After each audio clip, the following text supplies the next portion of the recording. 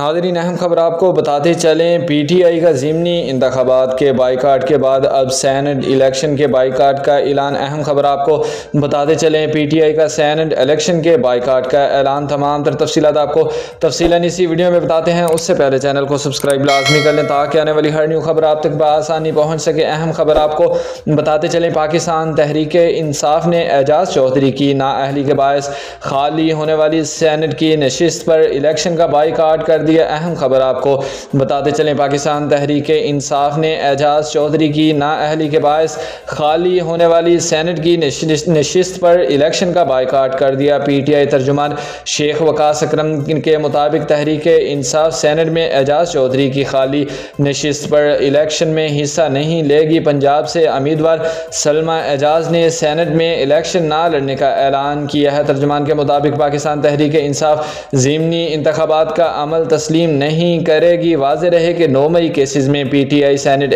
اعجاز چودھری کو 10 سال قید کی سزا سنائی گئی تھی، جس کے بعد الیکشن کمیشن نے سزا یافتہ مجرم کو نااہل قرار دیتے ہوئے سینٹ کی نشست پر دوبارہ انتخابات کرانے کا اعلان کیا تھا۔ اہم خبر آپ کو بتاتے چلیں، پاکستان تحریک انصاف نے اعجاز چودھری کی نااہلی کے باعث خالی ہونے والی سینٹ کی نشست پر الیکشن کا بائیکاٹ کر دیا۔ بروقت اپڈیٹس جاننے کے لیے ہمارے چینل کے ساتھ جڑے رہیں۔ اللہ حافظ۔